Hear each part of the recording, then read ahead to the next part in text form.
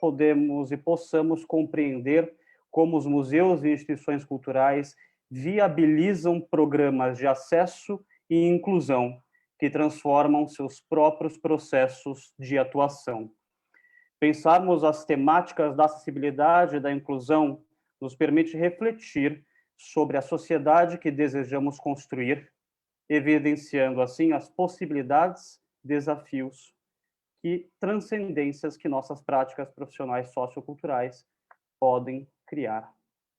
Museus e instituições culturais são pilares que ancoram projetos para a formação de uma comunidade e também são espaços de disputa, que se valem de seus discursos e de seus recursos de acessibilidade e inclusão para a conquista daquilo que chamamos de representatividades. Contudo, a existência de recursos de acessibilidade e inclusão contribuem para a formação desses espaços? A palavra acessibilidade faz parte das nossas vidas, mas devemos continuar associando-a somente ao público das pessoas com deficiência, ou melhor dizendo, aos públicos. Esse projeto foi concebido e desenvolvido pelo Núcleo Educativo do Memorial da Inclusão, que é composto por mim, Rafael, por Marina Gouveia, Harry Adams e Júnior Nascimento. Agora eu deixo vocês com a mediação da Marina Gouveia, minha colega que está aqui. Desejo a todas, todes e todos um excelente evento.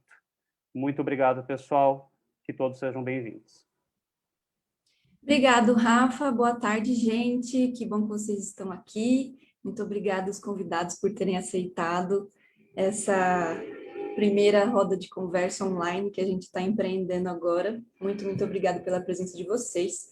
Eu sou Marina Gouveia, também educadora do Museu da Inclusão, junto com o Rafa e o Harry, que estão aqui. Eu sou uma mulher branca, atualmente cis, tenho cabelo ondulado na altura do maxilar, assim, tá curtinho, tô deixando crescer. Eu uso óculos redondinho, tenho olhos castanhos, o cabelo também. Eu tô com uma camisa, acho que é florida, tem umas estampas diferentonas e um fundo branco. Aqui com a gente as intérpretes Paloma e Beatriz. A Paloma é uma mulher branca, cis, cabelo curto cacheado, tá usando uma blusa azul marinho. E a Bia, que está interpretando agora, daqui a pouco a Paloma aparece. A Bia, ela também tem cabelo cacheado, pele morena, os olhos castanhos e tá com uma blusa preta no fundo branco também, tá bom? Aqui estamos com Laura Martins, criadora de conteúdo do Cadeira Voadora, muito obrigada, Laura. Júnior Azura, do MS, e o Cláudio Rubino, do Tomiotaki. Eu gostaria muito que vocês pudessem se apresentar brevemente, né? Também se autodescrever, e aí a gente dá o start na nossa conversa, pode ser? Podemos começar com a Laura, então? Boa tarde, pessoal. É uma alegria estar aqui junto com todo mundo. Eu sou uma mulher branca, eu sou cadeirante. Você não está vendo minha cadeira de rodas agora, mas eu sou cadeirante. Eu tenho cabelos castanhos escuros com mechas louras, bem curtos, assimétricos e repicados. Uso óculos, a armação é de gatinho e é cristal. Estou de batom cor-de-rosa, lenço e uma blusa azul clara. E por trás de mim tem um fundo com um mapa mundi verde água e a logo do meu blog Cadeira Voadora, que é um balãozinho e tem um cadeirante pendurado nele. Já me apresento de uma vez? Ok. Eu sou cadeirante, como falei para vocês, tenho uma deficiência desde a infância, tive mielite transversa. Criei o blog Cadeira Voadora em 2011. O meu blog é focado em turismo com acessibilidade. Fala de outros assuntos também, mas o foco é turismo com acessibilidade. Sou autora do livro Como Organizar uma Viagem com Acessibilidade. Sou formada em letras com pós-graduação em revisão de textos. Moro em Belo Horizonte. E é uma alegria estar aqui com vocês. Muito obrigada, Laura. Meninos, quem vai agora?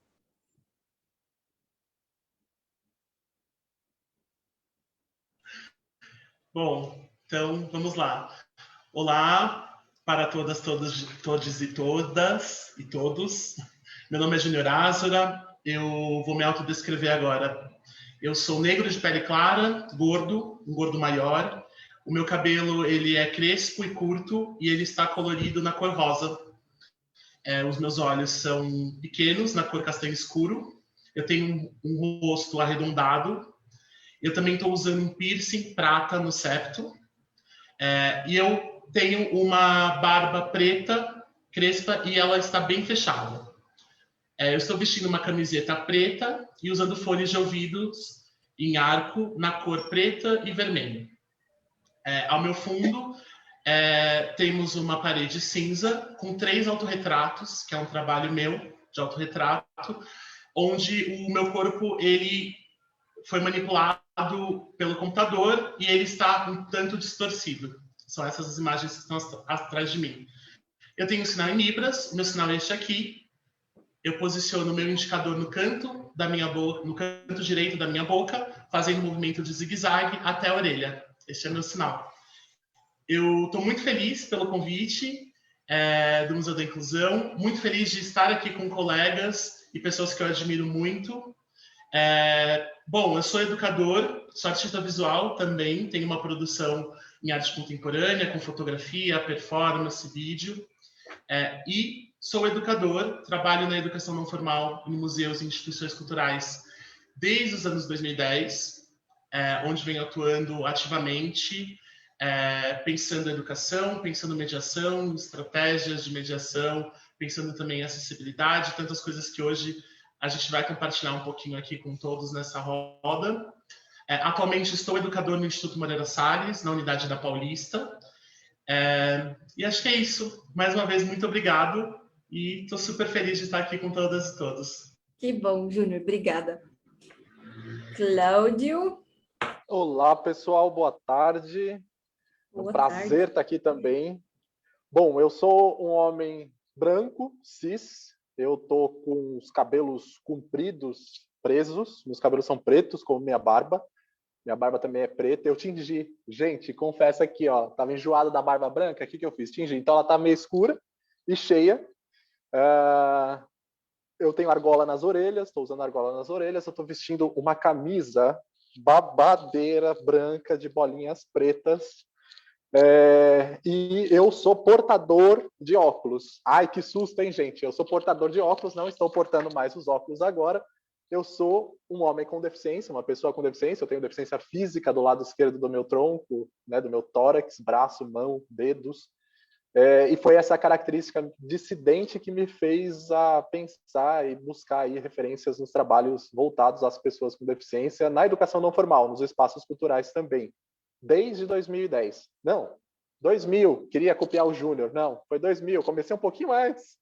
O tio está com 40 anos, então comecei a trabalhar como educador lá nos anos 2000, aqui em São Paulo. Eu moro em São Paulo, eu estou no Instituto Tomiotaki neste momento, o lugar onde eu trabalho atualmente como coordenador de alguns projetos socioculturais, com ênfase aí nos aspectos de acessibilidade. Estou tomando todas as medidas de segurança, tá, gente? Eu estou numa sala aqui sem ninguém, estou cheio de álcool e atrás de mim tem uma parede rosada. Tem um pedacinho de uma parede branca também e umas palmeirinhas, uma ráfia, para dar um clima, né, aconchegante. E é isso. Obrigado pelo convite, Museu da Inclusão.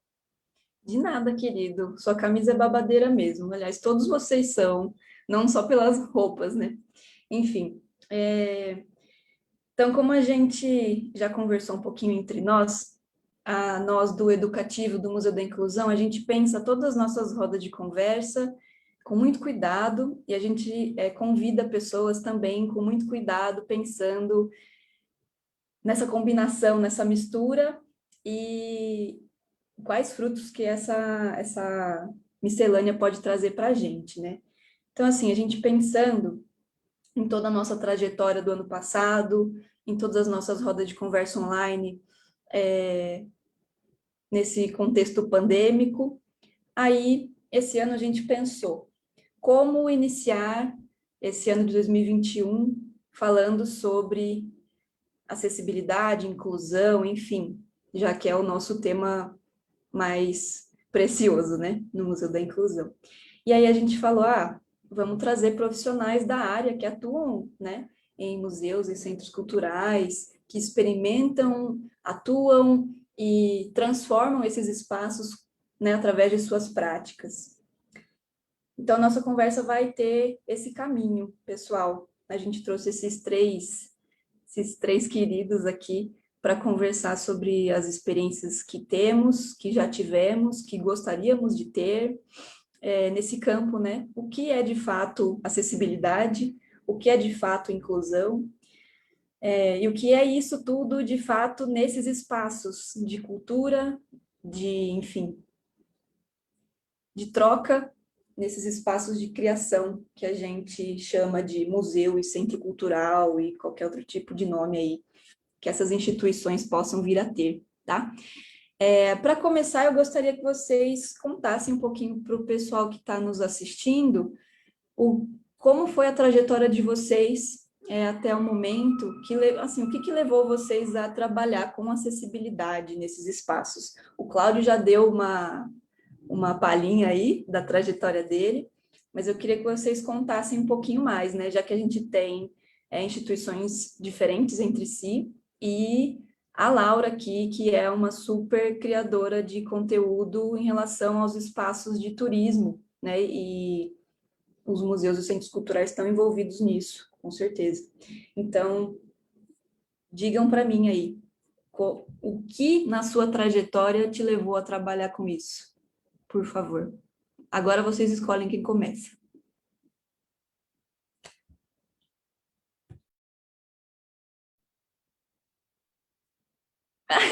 Fica apontando o dedinho, vai. Gente, vou começar. Eu tô com a impressão que eles estão apontando o dedo para mim, mas não tenho muita certeza não, porque esses dois rapazes são muito gentis, então deve ser esse. Gente, a minha trajetória começou lá aos 5 anos de idade, quando eu tive uma deficiência, e eu senti na pele o que é ser uma pessoa com deficiência no Brasil, na década de 70, quando a palavra acessibilidade ainda não tinha sido inventada, quando a palavra inclusão ainda não estava na cabeça de ninguém. E então, ao longo dessas décadas, eu pude observar, participar, experimentar todas as mudanças vividas no Brasil, vividas fora do Brasil, para a construção de hoje, aquilo que a gente chama hoje de processo de inclusão, porque eu entendo a inclusão como um processo. E eu vou confessar uma coisa para vocês, é muito incômodo para uma pessoa só, numa encarnação só, sabe? E aí, claro, sentindo isso tudo na pele, eu sei como as outras pessoas também devem, provavelmente, sentir na pele mais ou menos isso que eu estou sentindo. Porque além de ter uma deficiência física, a gente tem a questão da interseccionalidade. Eu sou mulher, eu nasci numa família com poder aquisitivo muito baixo, então eu tive que passar por todas essas questões. É muito interessante quando a gente sente isso tudo na pele, ninguém precisa falar para a gente, né, o que está acontecendo. Eu, bem antes de criar o blog, eu participei da fundação do Centro de Vida Independente de Belo Horizonte. Então, eu sou da época em que o movimento de vida independente veio para o Brasil. Agora é que está chegando em alguns outros países, mas eu acompanhei aqui os primeiros congressos, o início do movimento da pessoa com deficiência. E diante do meu trabalho no CVI, diante de tudo que eu ia vendo, eu senti muita necessidade de colocar a minha voz, os meus talentos à disposição das outras pessoas e me colocar como canal de expressão. E como eu sempre amei viajar, e fui construindo toda uma experiência com viagem, e por estar convencida de que viajar é um processo de construção de autonomia muito importante, e por estar convicta também de que o ser humano, parte do ser humano se forma pelos locais por onde ele passa. Então, se a pessoa fica isolada dentro de casa, porque eu sou de uma época em que as pessoas com deficiência ficavam isoladas em quartinhos.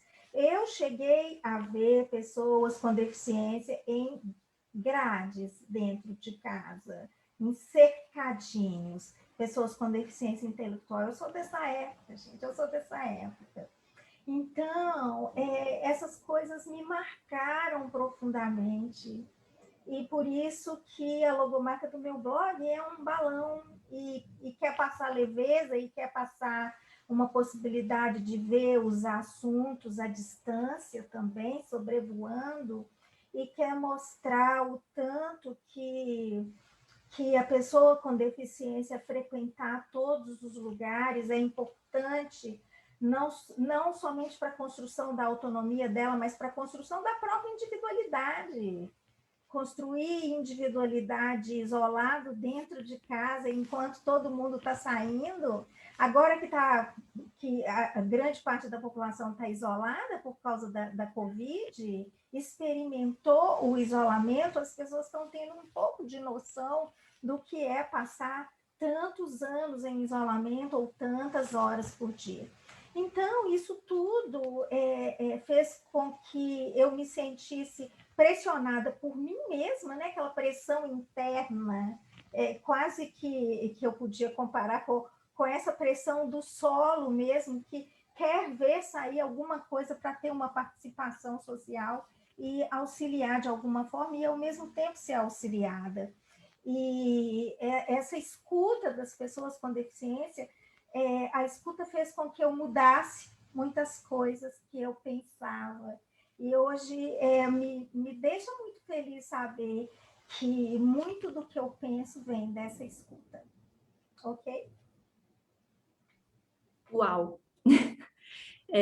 Pensei muitas coisas, até anotei muitas coisas do que Laura disse, mas é isso, processo de escuta. É tão e somente isso que eu, enquanto mulher sem deficiência, posso agregar à fala de Laura. Muito obrigada por compartilhar esse breve resumo, né? Porque a história é longa por aí, né? Muita experiência. E que bom que você se sentiu mobilizada a isso e a compartilhar todo esse conhecimento com as pessoas, né? Através do seu blog e espalhar isso tudo aí. Muito obrigada. Quem vem agora? Beriros. Bom, vamos lá. Eu acho essa pergunta muito importante, né? Num processo pessoal, assim, de uma reflexão mesmo, para mim.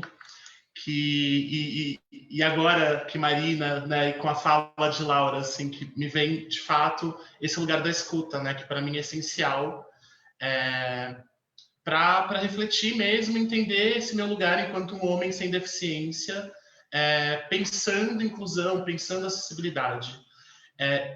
Para ser muito sincero, assim, o meu pensamento, né, a construção de pensamento, de um pensamento crítico sobre a inclusão e sobre a acessibilidade, ela veio se concretizar, de fato, durante o processo de trabalho, dentro do trabalho, com mediação, especificamente, né, com educação não formal.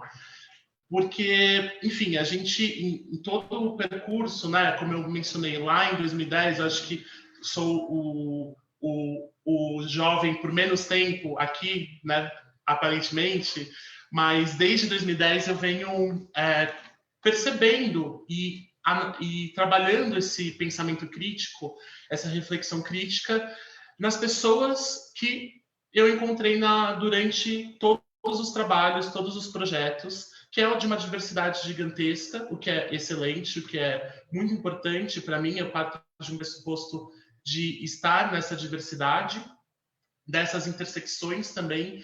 E eu acho que nesse processo foi muito importante as relações que eu fui criando partindo dessa escuta, né, dessa escutativa. Então, das relações com amigos surdos, por exemplo, amigos educadores que atuam até hoje, artistas surdos, enfim. Eu falo principalmente desta comunidade, que foi de fato um momento que eu parei e falei assim: peraí, eu não estou me comunicando, a gente tem uma barreira ali comunicacional de língua, e isso está errado, assim, isso está errado, assim, a gente vive, tem leis, né, tem, enfim, Libras é a segunda lei, é uma lei oficializada no nosso país, né, então esse foi um ponto muito importante para eu começar, de fato, a expandir isso que para mim era essencial, né, na comunicação. Hoje sou um educador fluente em Libras, trabalho com interpretação, mas foi uma porta para eu pensar também, escutar principalmente, tantas outras pessoas que chegavam no meu ambiente de trabalho, seja por uma visita, por uma oficina, e ali eu fui entendendo, de fato, o quanto aquele espaço e a minha própria, muitas das minhas atitudes, né, e práticas não estavam de fato abertas às outras pessoas, a essa diversidade que até o momento eu sempre julgava, né, sempre julguei muito importante. Eu falei, peraí, então temos uma questão aí que eu preciso resolver comigo e preciso resolver nesse trabalho, nesses projetos que eu estou envolvido.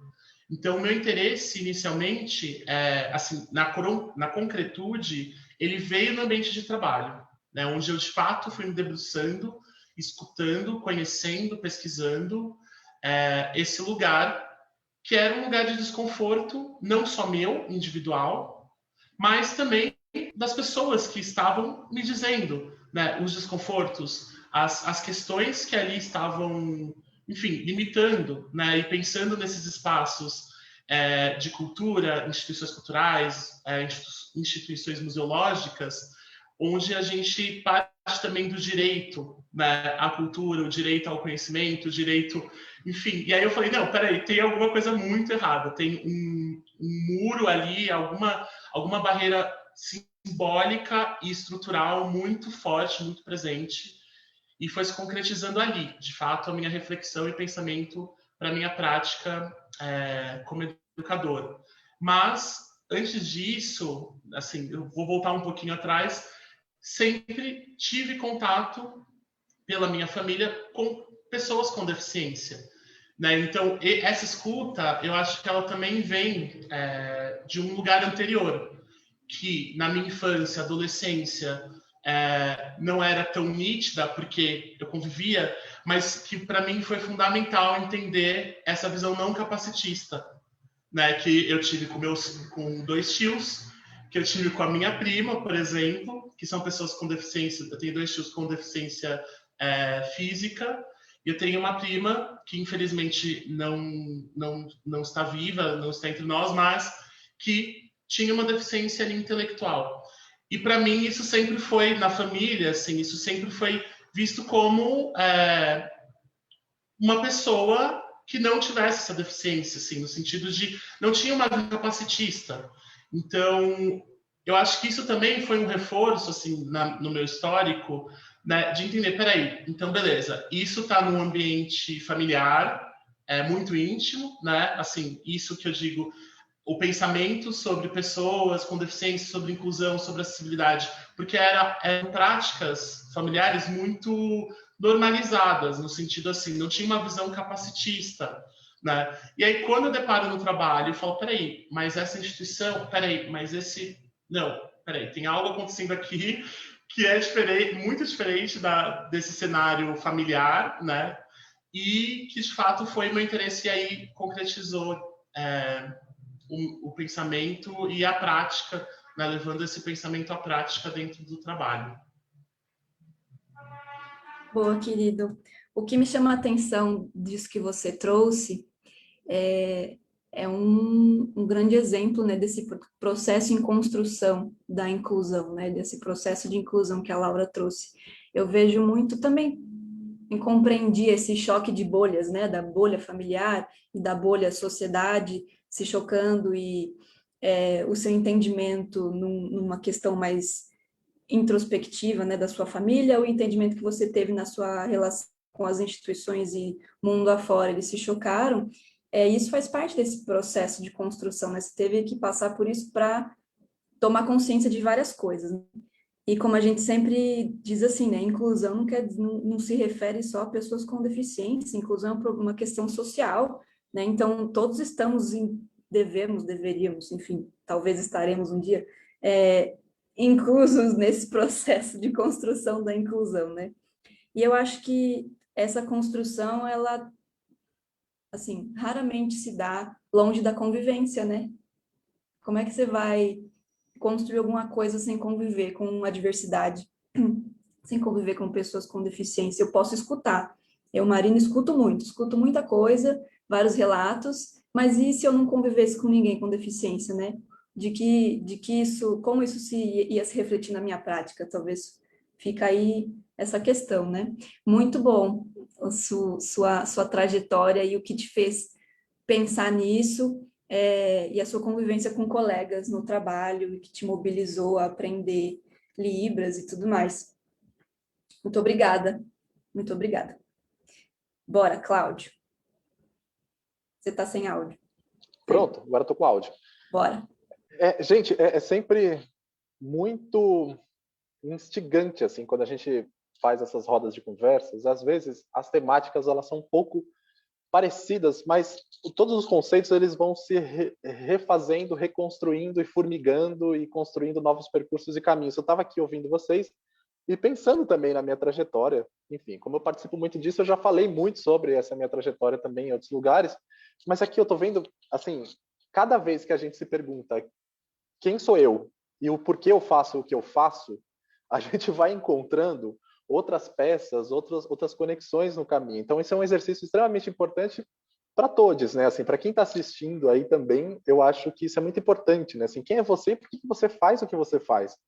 Porque ao longo das nossas trajetórias múltiplas aqui, tem muita coisa em comum, né? Muita coisa em comum mesmo sendo pessoa com deficiência, entre pessoas sem deficiência e vice-versa, né?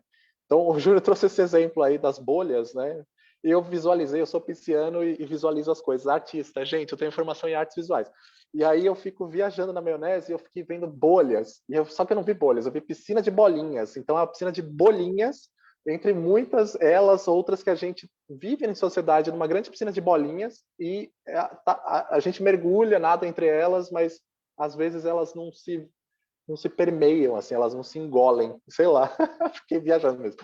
E o que acontece, assim, na minha perspectiva, eu nasci com essa deficiência, né? A deficiência congênita é uma síndrome, e eu só descobri que era uma síndrome por conta de um museu. Olha que coisa mais doida, assim, que eu trabalhava, né, lá nos anos 2000, e eu fiz um atendimento, uma mediação. Eu comecei como educador e eu fiz uma mediação com uma criança e que eu encontrei que tinha a mesma deficiência que eu. Igualzinha. Até então eu nunca tinha visto nenhuma criança com essa deficiência. Eu nasci nos anos 80, né? Eu nasci em 1981, né? O ano internacional da Declaração dos Direitos da Pessoa com Deficiência, do Estatuto da Pessoa com Deficiência. Nasceu o Estatuto, é a pessoa que tem um ego pequeno. E eu sou pisciano, não sou leonino. Aí o que aconteceu? Na minha família, né? Vocês estão falando assim dos aspectos familiares e tal. Tinha praticamente ninguém na família com deficiência, né? Tinha um primo que era muito velado, que tinha deficiência intelectual, mas falavam muito pouco sobre isso e ignoravam o fato dele ter a deficiência. Aí é um aspecto importante também, porque a gente acha que tratar como se não tivesse, né? A gente não está sendo capacitista, mas a gente não está promovendo condições também para que essa pessoa se desenvolva. Né? Isso vale no aspecto socioafetivo e educacional, profissional, né? Diversos âmbitos.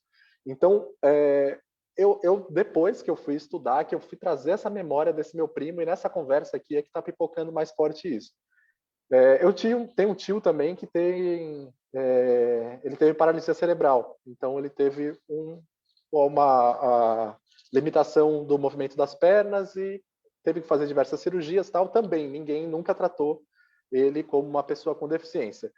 Nos dois casos, são deficiências que não eram tão visíveis. A minha deficiência ela é bem visível, né? Porque eu tenho uma mãozona e uma mãozinha. Isso também vale para o braço, né? E vai até aqui o peito. Então eu tenho, de um lado, eu tenho o peitoral, do outro lado eu não tenho peitoral, eu tenho um côncavo, assim, é uma coisa artística até.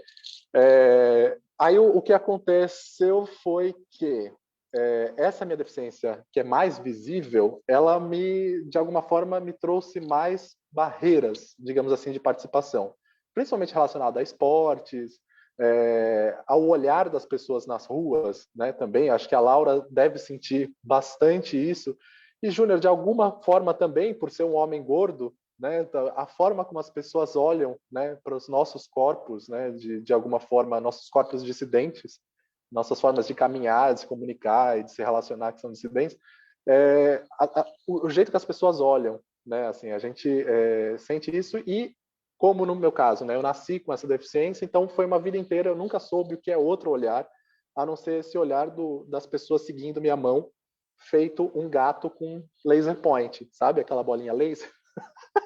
Geralmente, quando eu falo, as pessoas começam a seguir no presencial, né? Aqui no remoto eu estou mais contido, mas no presencial eu mexo muito as mãos e foca muito.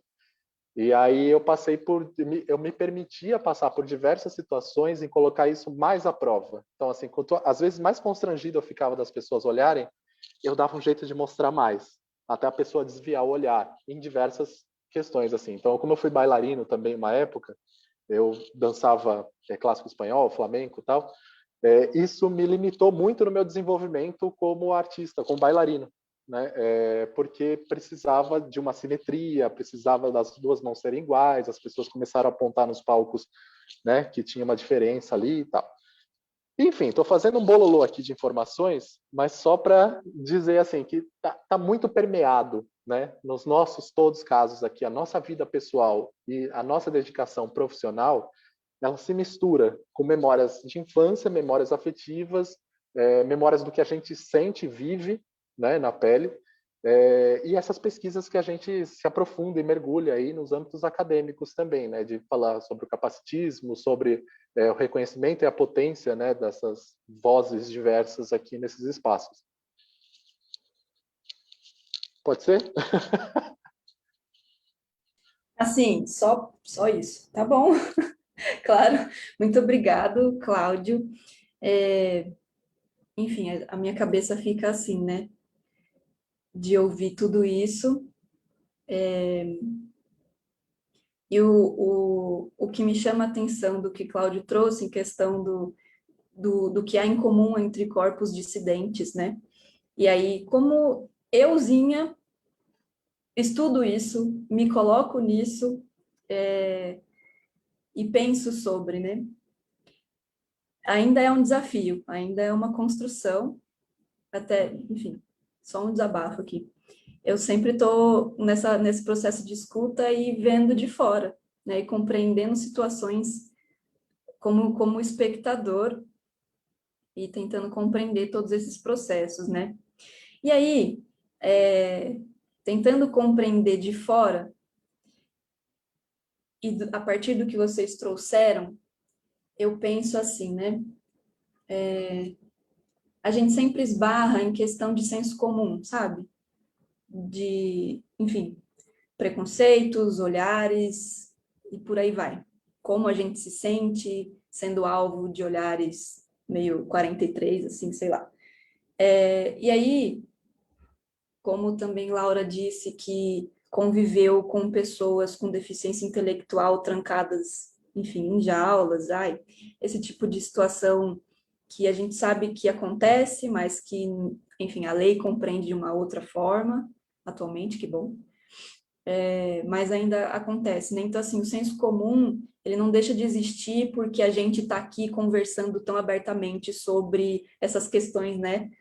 E aí eu queria saber de vocês, assim, o que é que constrói esse senso comum de acessibilidade, de deficiência, de preconceitos todos, envolvendo esses dois temas, né? A gente, enfim, como a gente estuda esses temas, a gente consegue diferenciar um do outro e como eles se abraçam. Mas, ao mesmo tempo, a gente sempre está ali, esse museu é acessível, temos materiais táteis. Entende? Esse museu é acessível, temos uma rampa, temos intérpretes de Libras. Entende onde eu quero chegar? Existe um senso comum construído, velado, que, enfim, que as instituições estão aí se apropriando essas expressões para falar, nossa, nós somos um destino acessível, né? Temos aqui, sei lá, estruturas que qualquer um pode usar. Existe algo que não dá para digerir muito bem, né? E eu acho que como estamos inseridos nesses contextos diversos institucionais, pensando, sentindo cada um da sua forma, na sua pele, queria saber de vocês, o que vocês têm a me dizer sobre isso, sobre essa construção desse senso comum e a desconstrução dele também. Imagino que a desconstrução dele vem na prática, né? Como o Cláudio falou, a gente não consegue desvincular a nossa experiência pessoal da nossa prática profissional, né? O que vocês me dizem? Joguei a bomba. Eu queria começar tendo em vista minha própria experiência como pessoa com deficiência e ter visto nascer a palavra acessibilidade e a palavra inclusão. O senso comum, para o senso comum, qualquer coisa que aparece e que se assemelha a algo que faça com que o cadeirante, para o senso comum, pessoa com deficiência é cadeirante. Dificilmente as pessoas se lembram, de modo geral, que existem outras pessoas com deficiência além de cadeirantes. E como eu já tive a experiência de ser muletante e de usar órtese, e eu não era vista quando eu usava órtese da forma como eu sou vista depois que eu passei a usar exclusivamente cadeira de rodas. Então, dá para poder observar muito bem esse imaginário e até essa fantasia. Então, quando aparece uma rampa em algum lugar, quando aparece uma plataforma elevatória em algum lugar, quando aparece um buraco em algum lugar, tem um banco, tem qualquer coisa, aparece um buraco, aquilo é chamado de acessibilidade. Então, não importa se a rampa seja para carrinho de pedreiro e se a inclinação dessa rampa seja completamente inviável, causadora de acidentes para qualquer pessoa e não apenas para pessoas com deficiência, não importa se a plataforma elevatória seja segura ou não, se ela funcione ou não. Então, é muito comum as pessoas... Hoje em dia isso dificilmente acontece, mas quando começaram a aparecer ônibus acessíveis, locais acessíveis, as pessoas chegavam para mim, Laura, agora o metrô é acessível. Que metrô? Não tem nem metrô em Belo Horizonte. Como é que ele é acessível? Como que um carrinho de poucos quilômetros de comprimento pode ser chamado de metrô? E como que um negócio que tem um elevador que funciona de vez em quando para poder a pessoa acessar a plataforma pode ser chamada de acessibilidade? Mas, quando a pessoa vê alguma intervenção sendo feita, ela já pensa que aquilo é acessibilidade.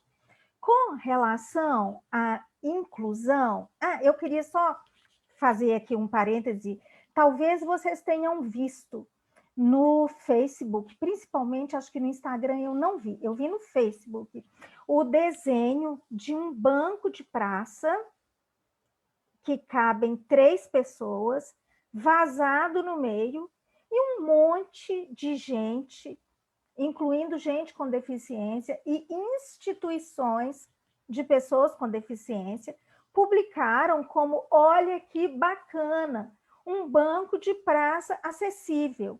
Eu olhei para aquilo e falei assim, cadê a acessibilidade?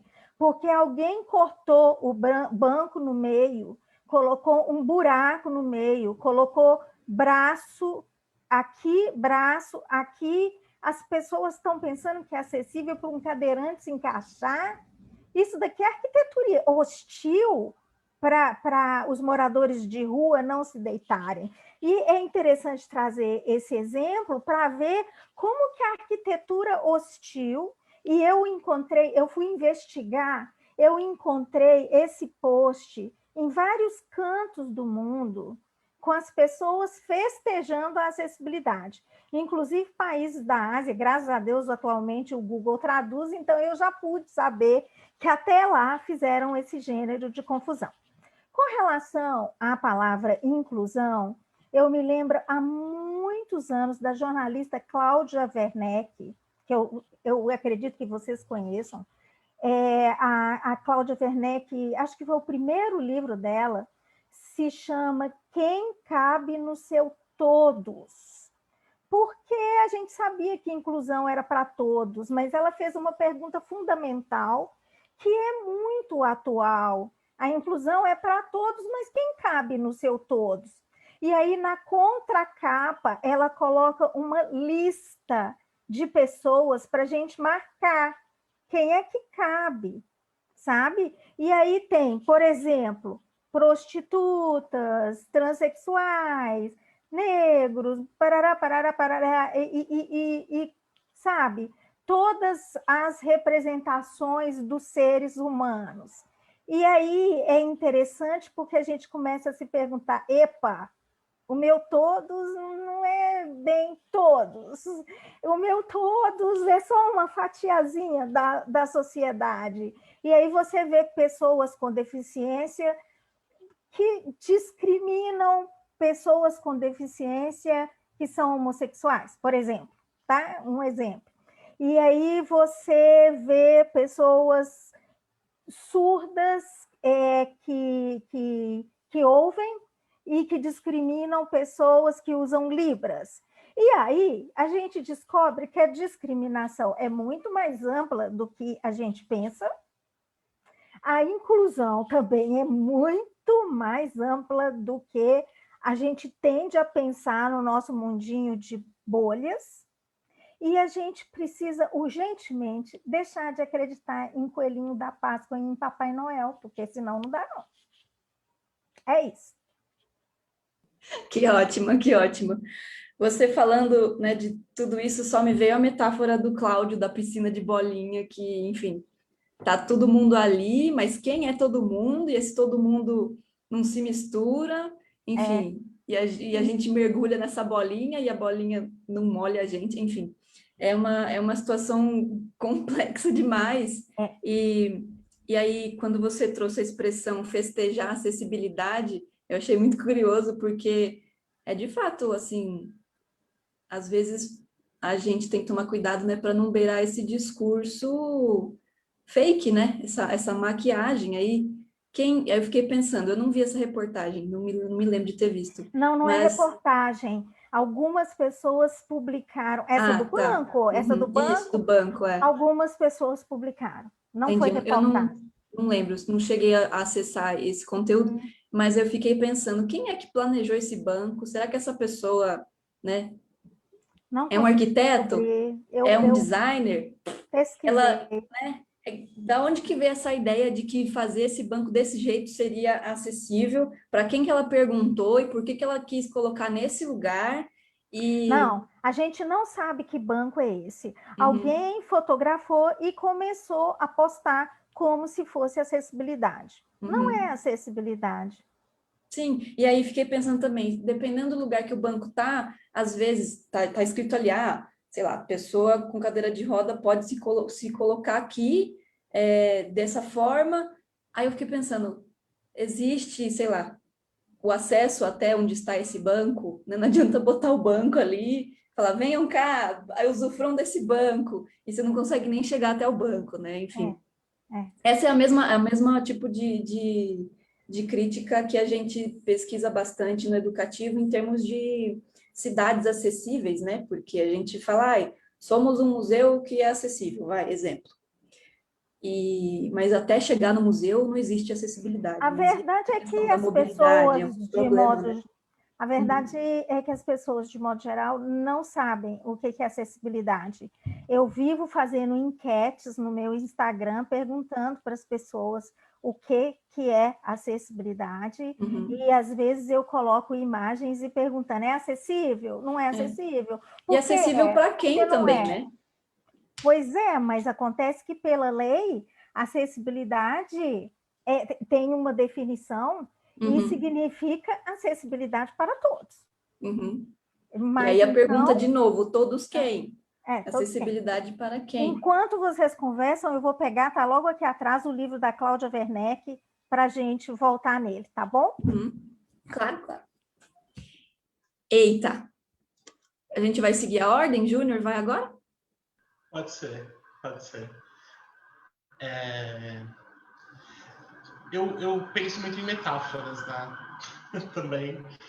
Laura, se você quiser mostrar o livro antes, fica à vontade. Pode ser, pode ser. Vamos aproveitar que eu encontrei com tanta facilidade, né? Achei que você ia demorar um pouquinho mais. Eu também achei, mas eu consegui. Então, quem cabe no seu todos, aqui na contracapa, ela tem várias categorias de pessoas, vários segmentos de pessoas que eu vou ler para vocês, porque é muito interessante. Marque com um X as minorias reais ou virtuais que fazem parte do seu todos. Aí vem jornalistas, operadores de telemarketing, não faz parte do meu todos, operadores de telemarketing, políticos, deficientes mentais, esse livro é antigo, ainda está com a terminologia antiga, tá, gente?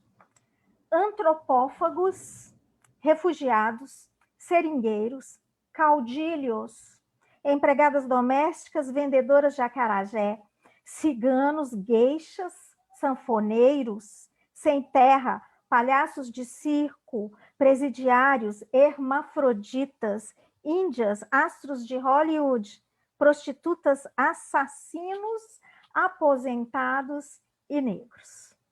Fica aí para a gente pensar, né? Quem cabe no nosso todos. Fiquei pensando que uma pessoa só pode ser tudo isso junto, né? Verdade. Né? Enfim, bora lá, Júlio. Eu acho que as metáforas, né? Eu penso muito em metáforas e eu acho que as metáforas entram num processo assim importante, né? De uma visualidade, né? Assim, de uma organização mesmo, enfim. E eu tenho pensado já há algum tempo, talvez, vou trazer essa metáfora, gente, já peço, talvez seja uma viagem inicial, mas tem um destino. Mas é uma metáfora que eu penso muito sobre jogos. Jogos é algo, para mim são estratégias, são formas possíveis, né? Algumas formas possíveis também dentro da mediação. E pensando em jogos, ultimamente, nos últimos anos, eu tenho estudado muitos jogos e gêneros de jogos. Quais são os jogos que a gente brinca, que a gente joga, né? E como metáfora, me vem muito um gênero de jogo que é o jogo assimétrico. E que eu acho, até o momento, talvez no futuro isso possa mudar, mas até o momento eu acho que é uma metáfora muito boa quando eu penso em tudo isso que a gente está falando e tantas outras coisas que podemos falar e conversar aqui, que é justamente isso. Assim, vou dar um exemplo de um jogo assimétrico. Aqui no contexto São Paulo, que é onde eu vivo, tem a brincadeira pega-pega, que é aquela brincadeira onde você tem uma pessoa que, brincando, correndo, né? É uma brincadeira que normalmente crianças brincam.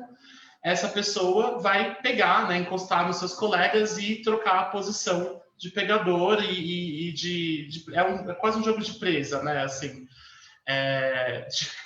seria quase uma metáfora de uma sobrevivência também, dependendo de um contexto que a gente pode se aprofundar também. Mas, enfim, esse é um exemplo de jogo assimétrico, né? A gente tem uma simetria onde apenas uma pessoa tem um dever nessas regras de capturar as outras, né? Então, você tem uma simetria quantitativa, porque normalmente, vamos supor, você tem uma pessoa que vai capturar, né, ou pegar as outras, e outras, por exemplo, 4 ou 5 ou mais pessoas, elas vão estar ali fugindo, né, correndo, tentando escapar desse toque, né, dessa captura simbólica.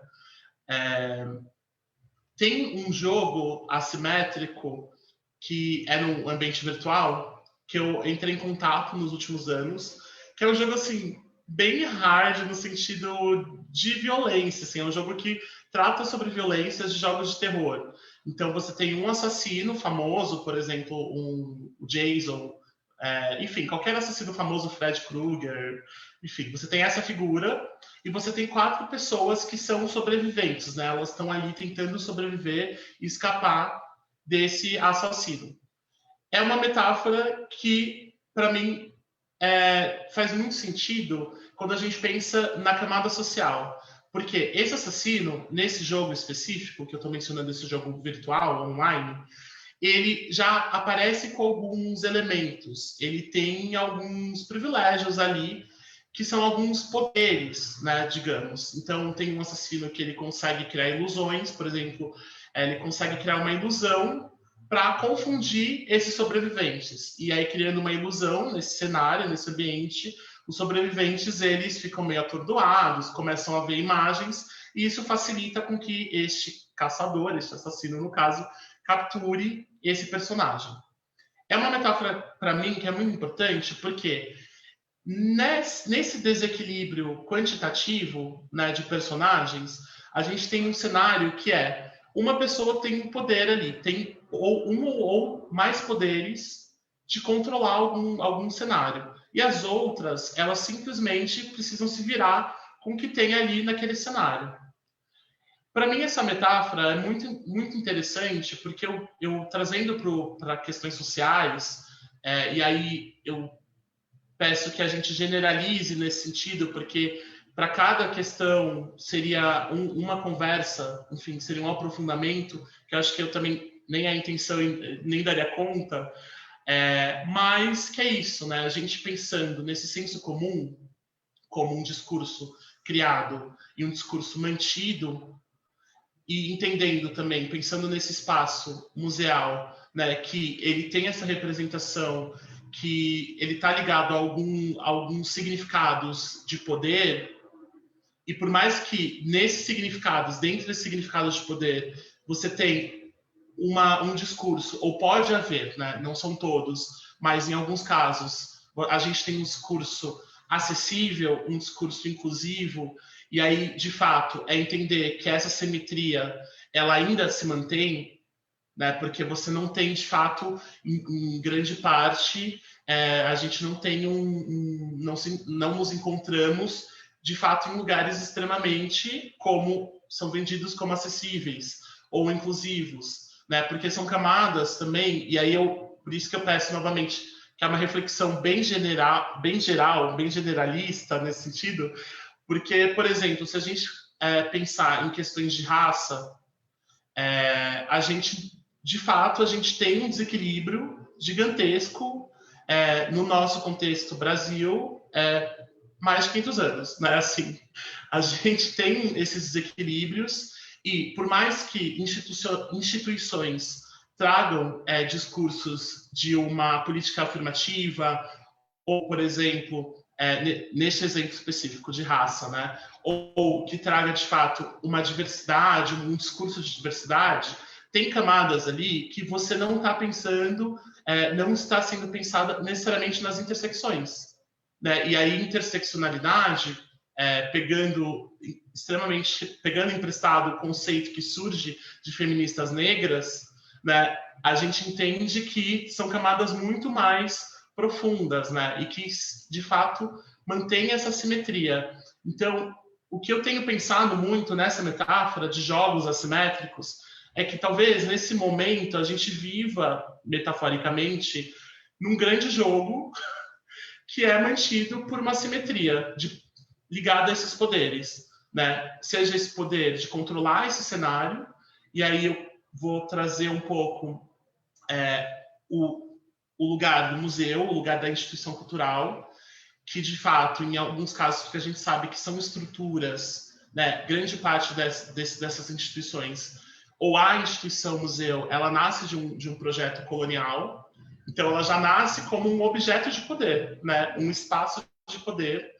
E aí a gente vai jogando esse jogo, né? Esse jogo é colocado de uma forma colonialista, é colocado de uma forma extremamente preconceituosa em muitos aspectos, em muitos que se encontra com muitos elementos, né? E muitas camadas.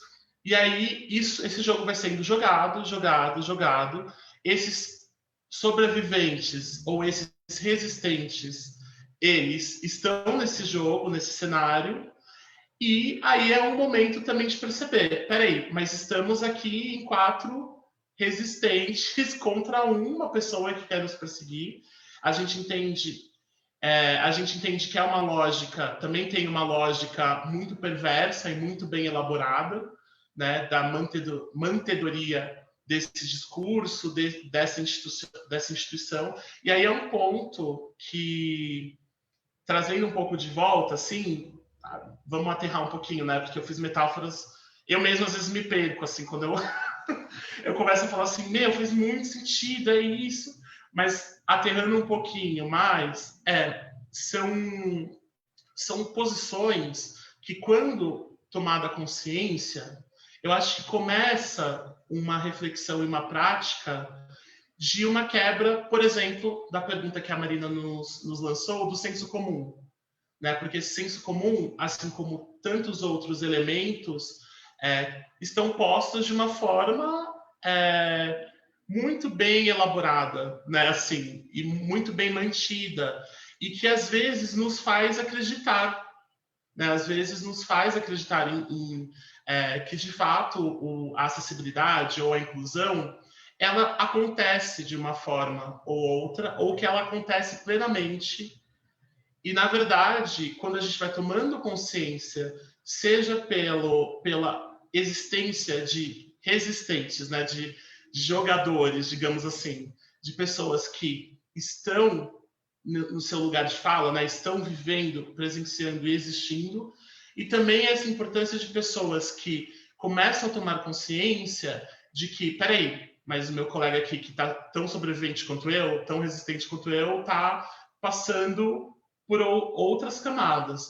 E aí isso, eu acho que essa movimentação, ela vem num sentido, não num sentido romântico, de romantização, da revolução. Eu não quero romantizar isso mesmo, não vou romantizar, mas vem no sentido assim, peraí, então, de fato, esse senso comum, ele não está bem formulado, não é necessariamente um senso comum, ele não é necessariamente uma verdade, e aí a gente entra em camadas que peraí, a gente precisa de fato olhar para tudo isso, né, assim, de um jeito muito complexo de analisar mesmo, e se articular no que for possível também, que a gente vai se articulando. E aí eu usei o que foi possível no sentido de se encontrar, né, de se deparar com questões que não são só questões que eu ou você, ou, enfim, todo mundo aqui pode, de fato, resolver naquele momento. Né? Porque tem outras camadas ali que são necessárias para que chegue em algum outro lugar, né? Alguma desconstrução. Eu gosto muito de pensar de destruição mesmo de algumas coisas, de destruir, de desmanchar, porque, enfim, são camadas. É isso. É isso que eu gostaria de compartilhar nessa metáfora, que é uma metáfora muito ampla, como eu disse, muito geral, mas que eu acho que em alguns aspectos a gente não consegue, mas a gente vai se encontrando, né, assim, dentro dessa metáfora de um jogo assimétrico. Boa, Júlia. Olha, me fez pensar e conectar com uma realidade nossa do Museu da Inclusão, né? Acho assim, o senso comum, ele é muito sutil, né? Tá aí dentro das coisas estruturais que a gente está reconhecendo há um tempo, né? Tá nesse exercício aí de reconhecer e apontar os dedos e dar nome para essas coisas. E esse tal de senso comum tá em todas elas, né? Mas ao mesmo tempo a gente percebe o quão frágil ele é, né? Como você disse, que ele não está bem estruturado. E a gente vem reproduzindo ele sem saber, só por isso, né? Só porque sim. E quando a gente para pensar nesse processo quase de autoanálise, ele é desconstruível, ele é de fato desmontável e questionável. E gostaria de pontuar aqui que a nossa instituição, Museu da Inclusão, está passando por esse momento, sabe, desde principalmente do ano passado. É o momento que eu posso falar, porque é o momento que eu estou participando, né? Então, eu e Rafa estamos juntos no educativo com o Harry, principalmente desde 2020, e a gente vem se desconstruindo e se construindo aqui nesse trio, tanto internamente quanto instituição. A gente chegou num momento, e aí o pessoal que, enfim, do setor de museologia, se é que dá para separar uma coisa da outra, elas pensam em processos museológicos acessíveis. E o que seria isso? Tipo, né, quem acessa a reserva técnica? Quem pode acessar esses conteúdos e de que maneira? Então, a cara do Cláudio. Então, a gente tenta, e acho que é um processo constante, contínuo, que faz parte do grande guarda-chuva processo de inclusão, que é essa autoanálise em busca dessa desconstrução aí, dessa destruição que o Júnior trouxe de todas essas coisas que estruturam o senso comum e tantas outras na nossa prática e na nossa sociedade, né? A gente acha que uma coisa reflete a outra, querendo ou não. Justo? Boa. Muito obrigada, querido. Bora, Cláudio, vai. Bora. Eu estou viajando aqui nas metáforas também, gente. Que isso. Adoro essa metáfora da destruição, da desconstrução. E aí eu acho que Laura e Júnior trouxeram, né, Marina também, todos, trouxeram, enfim, construções aqui importantes. A gente está falando de destruição, mas a gente está falando de uma construção e quanto a gente vai ficar nesses ciclos, né, de construir e desconstruir, porque é constante, né? Vivemos em sociedades, essas sociedades elas são mutáveis, a nossa língua se transforma, as nossas relações se transformam, as terminologias se transformam, né? Vamos pensar em tudo isso. Então, por que ainda estamos nesse lugar comum, ou se estamos, de fato, né, se existe esse lugar comum, então a gente está aqui tensionando se é, de fato, aí a acessibilidade existe um lugar comum para ela. Mas uma coisa que a gente já aponta aqui é que existe um cerne, uma estrutura, né? Uma estrutura capacitista em diversas, né? Em todas as sociedades, vamos colocar assim como o racismo está presente, né, nessa estrutura, e esses processos de decolonização, né, de desconstruções desse pensamento colonial, e o colonial que não envolve só a Europa, né, para quem não está familiarizado ainda com essa terminologia, depois aí a gente pode enviar links, né, se as pessoas tiverem interesse, assim, porque leva um tempo, né, para aprofundar e entrar nessa pesquisa dos processos decoloniais. Rapidão, Cláudio, já que você abriu essa possibilidade, se alguém quiser deixar pergunta aqui no chat, a gente conversa um pouquinho no finzinho sobre esse assunto, beleza? Isso é legal, porque assim, a gente está falando de coisas muito amplas e muito diversas, extremamente plurais, que traz diversas pesquisas, estudos que não necessariamente fazem parte de pesquisas de academia, assim, de pessoas focadas na deficiência, né? Estamos falando de aspectos sociais múltiplos. E a decolonização, ela está aí presente nas pautas étnico-raciais, né? A gente encontra bastante isso e essa ressonância na força das outras lutas, né? Dos movimentos de pessoas com deficiência também, obviamente. Então, desconstruir esse lugar comum, né, esse processo decolonial, vamos trazer aqui para os espaços culturais, espaços de museus, né, compartilhamentos culturais de uma forma geral, envolvendo o turismo, o lazer e tudo mais, é que parece que a gente sente assim que muitas gestões, isso está enraizadíssimo, assim, tá? De diversos lugares que eu passei, porque está nesse pensamento, nesse lugar comum, colocam a questão da acessibilidade em uma categoria fechada, né? Numa caixinha. Então, assim, acessibilidade, foi isso a Laura falou agora há pouco. Então, temos ali o quê? Rampa, tem o combo. Eu costumo falar que é um combo. Vem um kit acessibilidade para a instituição. Preciso fazer acessibilidade. Lasca uma rampa. Se essa rampa está 180 graus, 360, é uma roda gigante, tanto faz essa rampa. Mas rampa, intérprete de Libras e audiodescrição. Esse combo, né, esse lugar comum da acessibilidade, quando fala assim, para o lugar falar que é acessível, tem esses 3 elementos aí. Cara, mas é muito além. O aspecto arquitetônico ele é extremamente importante, né? A gente tem, né, a BNT 9050, eu sempre falo dela, eu reforço a importância dessas normas técnicas brasileiras para a questão da mobilidade urbana, da mobilidade dentro desses espaços culturais, e para hospitais, e para escolas, e para aeroportos, enfim, todos os lugares, né, precisam respeitar aí essas normas. Aqui no Brasil, estou falando especificamente da NBR, né, da 9050, cada país tem a sua norma aí, mas de alguma forma elas convergem para um desenho universal, né? Esse é o termo que se dá também. Então, o lugar comum da acessibilidade, que envolve, né, assim, o desenho universal, a NBR 9050, né, a norma técnica, e de achar que só oferecer isso está suficiente. Mas é isso que o Júnior estava trazendo também, que tá enraizado de uma forma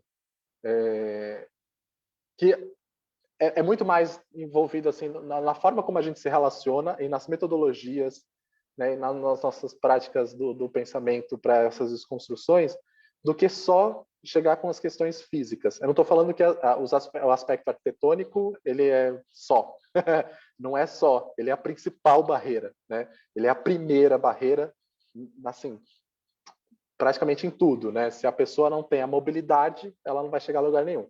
E aí depois vem a comunicacional, atitudinal, metodológica, instrumental, e assim vai. Tem Romeu Sasaki, né, que é uma referência, é uma bibliografia que dá para estudar e aprofundar um pouco mais sobre esses outros aspectos. E mais do que nunca agora a gente está vendo assim nas mídias digitais, né, o quanto a acessibilidade ela é importante, a acessibilidade na web, WCAG, né, e outros conceitos aí relacionados à comunicação também, que estavam, de repente, enterrados lá no meio desse lugar comum. Então, o que eu acho do lugar comum da acessibilidade é que é tipo um cemitério da criatividade, sabe? É um cemitério maldito da criatividade, assim, que você fala, a acessibilidade, o povo vem com esse combo, que é fundamental, gente, é indiscutível, que intérprete de Libras, audiodescrição, legenda, rampa, estenotipia, a linguagem acessível, textos, letra, tarará, todas aquelas normas, né, elas são indiscutivelmente importantes. Isso já deve estar na programação em tudo. Só que a forma como a gente apresenta isso, e apresenta não só para o público, né, mas constrói junto com o público, né, constrói, porque eu estou falando aqui como pessoa que trabalha em instituição cultural também. Então, construir junto com pessoas que vivenciam diferentes realidades, diferentes perspectivas, e apresentar isso de uma forma que não seja caricata, né, que é extremamente importante, e que traga, né, esses aspectos da criatividade para que todas as pessoas possam utilizar esses recursos, né? Não eu tenho questionado bastante isso, assim, é lógico que é importante sinalizar AD, né, aquele símbolo audiodescrição, o símbolozinho e o símbolo de Libras, né, aqui no Brasil, das mãos, isso está sinalizado ali, mas o quanto isso, quando a gente coloca, fala, isso daqui é só para surdo, isso aqui é só para cego, e essa rampa aqui é só para pessoa cadeira de rodas. Aí fala, peraí, a gente acha que tem que ser mais provocativo, a gente que trabalha nas criações culturais, não sei o quê, eu estou sofrendo com isso, tá, gente? Não vou falar aqui. Pode falar do governo? Não, né? Não. Vamos pular essa parte. A gente tem algumas restrições, né, no desenvolvimento desses recursos criativos, então, mas isso tem a ver com o exercício da prática. Eu acho que com a prática a gente vai se desenvolvendo, com a prática e com essa rede, né, que a gente vai formando entre as pessoas que participam, que dão opiniões, que constroem juntas, que têm o protagonismo, né? Elas precisam ser protagonistas também dessas escolhas, dessas decisões, e não necessariamente tudo precisa ser pasteurizado, né? A acessibilidade pasteurizadona, seca, né? Acho que depois eu falo de uma outra referência aqui, artística, criativa, que eu acho fantástica, mas acho que eu já falei demais. Imagina, você até adiantou a próxima pergunta que eu ia colocar aqui para vocês, que acho que você já deu adiantada, mas eu queria ouvir dos outros também, e se você quiser complementar com a sua referência também, a Cláudia, depois. Então, a gente está dizendo aqui, caminhando para esse fato, né? A acessibilidade, o combo da acessibilidade não garante que algo seja de fato acessível, né? E, trazendo mais para o nosso contexto de atuação, né? Museu, instituição cultural. Se esse combo, ao mesmo tempo que está ali porque está previsto em lei que ele esteja, e que é de fato um direito que ele esteja ali, e que se ele não está, estamos violando esse direito, ao passo que acontece isso, acontece um mecanismo meio que reverso, que enquanto ele se mostra como uma ferramenta, bem entre aspas, da inclusão, ao mesmo tempo ele meio que mostra outra face do tipo, isso aqui é só para a pessoa surda, isso aqui é só para a pessoa X, ou só para a pessoa rosa, só para a pessoa, enfim, né? A gente continua categorizando e perpetuando um mecanismo meio vil da exclusão, né? A gente está falando de inclusão a todo tempo, mas a exclusão está ali, tá? Elas andam de mãos dadas, né? E aí eu jogo para vocês, se esse cenário não se basta, qual é o cenário que transforma, que torna a instituição acessível e, quiçá, inclusiva?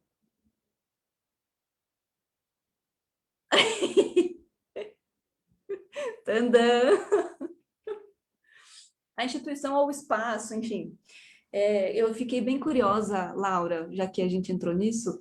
A Laura traz no blog dela um depoimento, acho que é no Pelourinho, né? Lá, em Salvador. Eles têm uma rota acessível, uma coisa do tipo assim. Enfim, traz isso aí nessa sua reflexão, que eu fiquei bem curiosa. Tipo, isso basta, sabe? A gente sabe que não, mas o que bastaria? Qual, né? O que vem depois? Por favor. Marina, nossa, acho que se a gente tivesse tempo de ficar conversando aqui 2 dias, 3 dias, o assunto não se esgotaria, né? Eu estou muito satisfeita de ver que aqui entre nós, espero que seja ela, está a arquiteta Silvia Arruda, porque a É a Silvia, própria. que bom, a Oi, Silvia. Silvia tem a Silvia tem o saber técnico, o saber da experiência. A Silvia tem uma filha com deficiência e a Silvia pensa. Então, acho que ela pode ajudar muito as nossas discussões. Quando você me pergunta se isso basta, eu fico me perguntando assim, Marina, nós ainda não estamos em condições de usar o bastar. Nós só estamos engatinhando em matéria de acessibilidade em inclusão.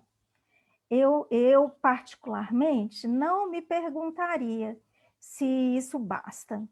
O discurso que eu tenho mantido nas minhas redes sociais é, gente, pelo amor de Deus, isso não é suficiente. No sentido de que a gente começou, mas é como se a gente fosse assim, uma criança de 5 aninhos, ensaiando os primeiros passos quando a gente fala de acessibilidade e de inclusão. Então, eu vou dar uma pincelada aqui nas coisas que foram faladas. Adorei essa história do combo acessibilidade, eu vou adotar essa expressão. Espero que você não me cobre os direitos autorais, porque eu gostei muito dela. E a acessibilidade desse jeito que vocês estão colocando, realmente ela é um cemitério da criatividade.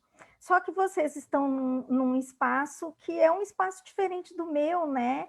E vocês ficam mais amarrados porque vocês estão institucionalizados. Então, é possível entender como que vocês estão se sentindo amarrados. Mas a Silvia está aí para poder não me deixar mentir sozinha. A gente tem falado da acessibilidade como algo que vai muito além das normas. A acessibilidade não tem como se circunscrever a normas. A norma, como toda norma da face da Terra, ela só quer organizar para que nada seja feito menos que a norma. E eu tenho ouvido muito os arquitetos também, e eles têm dito muito isso, não só a Silvia, mas outros excelentes arquitetos que a gente tem, né? A norma, ela existe para que nada seja feito aquém dela, para que não falte aquilo que é eminentemente necessário. De acordo com a nossa legislação no Brasil, a única coisa que é exclusiva, que eu saiba, até onde eu sei, é a vaga reservada em estacionamento. Tirando a vaga reservada em estacionamento, que ela é exclusiva para aquelas pessoas que, de acordo com a lei, têm necessidade dela, que são pessoas com alguma limitação de mobilidade ou que podem se acidentar se não utilizarem essa vaga, nada mais é considerado exclusivo na nossa lei. Então, se alguém falar que isso aqui é para surdos, é ilegal. Se eu chegar num museu e alguém falar comigo, você não pode pegar, porque só cego que pode. Uai, vou chamar a polícia para você. Eu não aceito, porque não está escrito em lugar nenhum que eu não posso pegar porque eu não sou cega.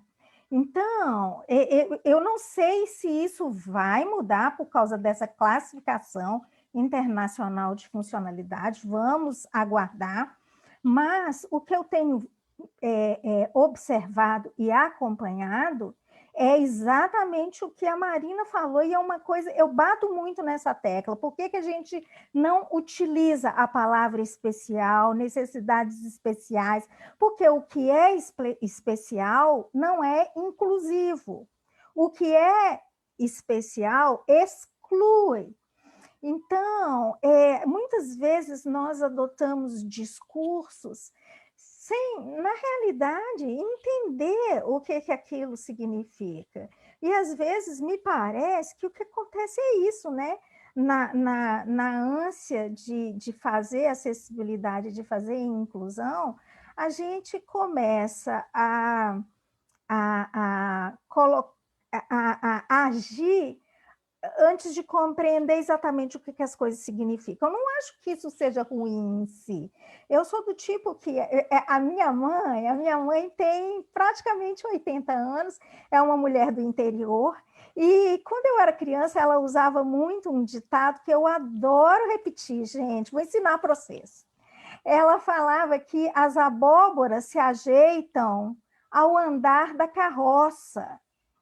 E eu amo esse ditado. Por quê? Porque a gente quer ver as coisas prontas num passe de mágica, a gente quer que tudo seja feito imediatamente. E aí a Marina materializa esse discurso nosso, né? De ansiosos, e diz assim, mas será que isso basta? Marina, pelo amor de Deus, nós nem saímos dos cueiros. Não, cueiro não é da sua época, Marina. Mas, assim, as abóboras vão se ajeitar, contanto que a gente não fique de braços cruzados, né? Eu não estou querendo dizer com isso que vão deixar a carroça para lá, que as abóboras vão se ajeitar. Não, a gente vai dar uma forcinha para a abóbora se ajeitar aqui ou ali, mas eu acredito que a gente tem que ter, sobretudo, foco e atenção para onde a gente notar que as abóboras estão caindo da carroça, a gente chegar e dar uma forcinha para as pessoas se ajeitarem e para enxergarem coisas que elas ainda não estão enxergando. E daí eu quero elogiar vocês de terem tido a iniciativa de fazer essa mesa de conversa, porque é muito importante para a gente expandir a nossa forma de pensar, de refletir, já que eu estou lá criando conteúdo digital, vocês estão em instituições fazendo a coisa acontecer, né? Mas a gente tem que pensar, porque se a gente não pensar, não será o outro fazedor, sabe? O outro que sai com uma furadeira na mão ou uma máquina de botar parafuso, que é uma visão mais técnica, não será ele que vai pensar, ele vai executar. E a gente, aqui no Brasil, a gente tem uma classe política que tem muita necessidade de fazer. E eu, assim, quero tomar cuidado com o que eu falo para poder falar isso com muita clareza, porque a gente observa que nem sempre a classe política quer fazer aquilo que precisa ser feito. A gente tem muitos políticos, eu trabalhei 33 anos na Assembleia Legislativa de Minas Gerais, como redatora revisora.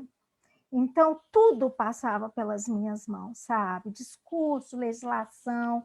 E a gente observa que uma parcela da classe política vai fazer o que dá voto, não o que necessariamente é bom. E nós, eleitores, temos uma responsabilidade imensa nisso, porque se nós estivéssemos também refletindo, questionando, compreendendo tudo isso que a gente está falando, nós íamos ser os primeiros a chegar lá e falar com o sujeito, pera lá, isso leva de lugar nenhum a lugar algum.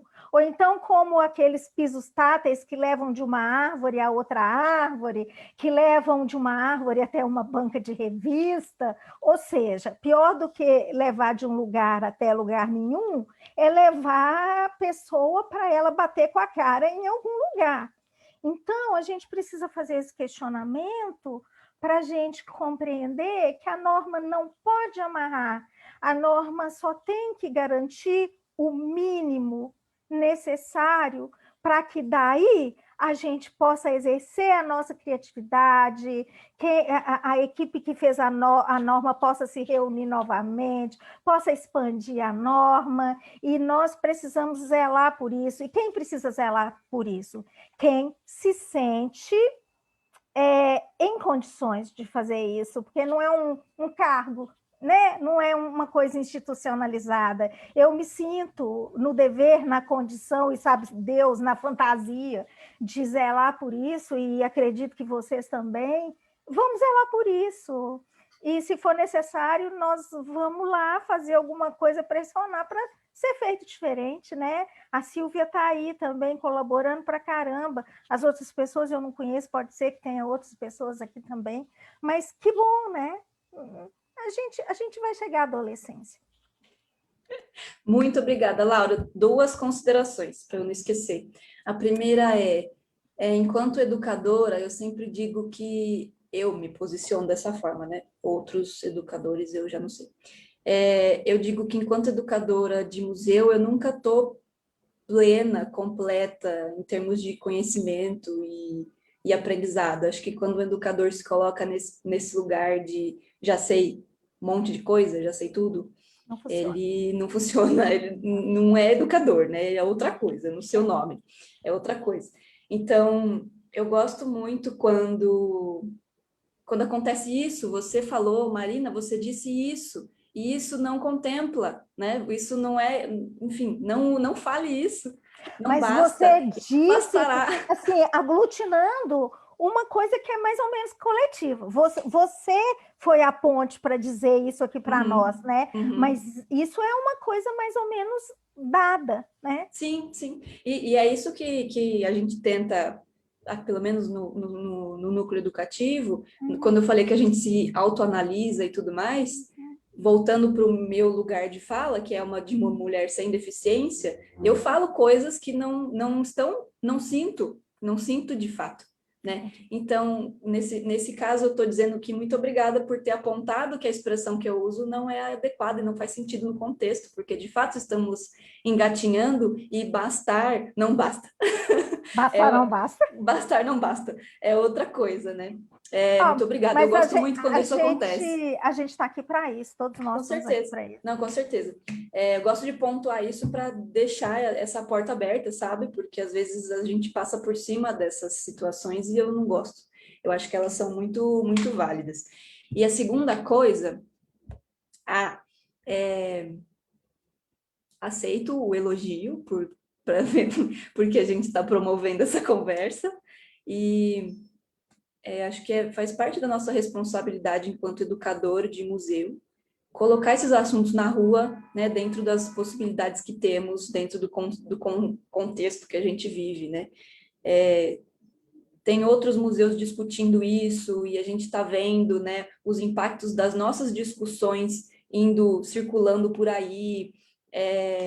Então, e a gente está sempre trocando, fazendo curso, fazendo essas rodas de conversa, conversando com colegas, enfim, espalhando, né, capilarizando essas conversas, esses conteúdos, essas discussões, porque é isso, acho que a nossa tarefa enquanto museu é difundir também, sei lá se é a palavra, mas pôr isso no mundo, sabe? Botar isso aí na boca do povo. Estão falando ali, esse assunto me incomodou, concordo, discordo, né? Gerar esse tipo de reverberação em quem acessar esse conteúdo hoje ou depois, enfim, né? Porque acho que essa é a nossa tarefa. Se a gente não começar a pensar, quem é que vai? Então, todo mundo tem que pensar aí, né? Esses assuntos não se limitam, que nem o Cláudio falou no começo, que a gente sempre está falando sobre esse assunto, mas cada vez é uma coisa nova que surge, é uma inquietação diferente que a gente se depara. É tipo análise, né? É tipo ir na terapia. Você convive com você a vida inteira, mas você sempre descobre coisa nova de você mesmo, né? Então, acho que a gente tem que estar nesse caminho, assim, enfim, para seguir, né? Para talvez, quem sabe, futuro, chegar à adolescência, né? Eu acho que é esse o caminho, né? Chegar à adolescência desses assuntos, já que estamos engatinhando. Muito obrigada. Júnior? A única coisa que eu gostaria de comentar, depois da fala maravilhosa da Laura, é repetir. As abóboras se ajeitam no andar da carroça. Eu adotei aqui. Achei maravilhoso, porque de fato é isso. É isso, né? E é essa tensão que a gente, engatinhando, ou nessa carroça, a gente precisa ver, né? Se as abóboras estão caindo, se mexeu muito ao ponto de amassar uma outra, enfim. Na verdade, é isso, assim. Eu só gostaria de comentar que realmente as abóboras se ajeitam no andar da carroça. Fez muito, muito sentido, me faz muito sentido toda a sua fala, assim, Laura, muito obrigado, assim, e que de fato é um lugar assim que preso ou amarradinho a uma instituição, né, enfim, que acho que é um ponto muito legal que a Laura trouxe no começo da resposta, né, da fala dela, de fato um lugar que é muito delicado, porque tem a camada institucional, né? Eu acho que ela tem um peso, um corpo mesmo, né? Um corpo muito grande, assim, um corpo que às vezes assusta, mas que é isso, a gente vai entendendo esse corpo, entendendo que a gente, que é um pouco o que Marina comentou agora, né? Eu acho que enquanto educadores ou trabalhando até mesmo na programação educativa, né? Porque também é uma parte, né? A gente também cria essas programações. Me vem muito também o Sankofa, né? O pássaro, aquela representação adinkra africana de um pássaro que ele tá com o pescoço e a cabeça volta pro rabinho, né? Do pássaro, que é essa representação de não tem como eu olhar para o futuro nem para o presente se eu não saber o que está acontecendo ali atrás. E isso eu acho que é fundamental assim, para a gente, estando institucionalizados ou não, esse lugar importante, né? Porque as vozes existem, sempre existiram. Eu acho que uma coisa que vocês comentaram, né? O protagonismo, ele é essencial, e estar no privilégio institucional, né? Assim, que eu acho que também há um certo privilégio de estar numa instituição, também é pensar, assim como o privilégio de estar fora, é pensar que dentro dessa instituição eu não posso só olhar daqui para frente sem saber o que está acontecendo lá atrás, sem saber o que está acontecendo agora, né? Assim, o que está no meu entorno, o que está... Enfim, então eu achei maravilhosa a fala da Laura nesse lugar, assim, de não tem como a gente... É isso, será que basta, né? Eu acho que é isso, não tem nem como a gente falar assim... Quando você perguntou, Marina, no primeiro momento, eu parei assim e falei, gente, eu não tenho resposta, eu vou falar, nada a declarar. Porque é um processo, inclusive, né, de compreensão. E é esse processo de entender que realmente estamos engatinhando. Eu me sinto muito com os meus colegas, né, dentro do Instituto, a gente tem um grupo de pesquisa e trabalho em acessibilidade. E isso é uma coisa muito bacana, porque estamos sempre coletivamente conversando, construindo, enfim, trazendo as referências múltiplas de cada educador, de cada profissional. E é exatamente isso, assim, e é esse lugar que a gente está entendendo também, né, dentro da instituição, como que a gente pode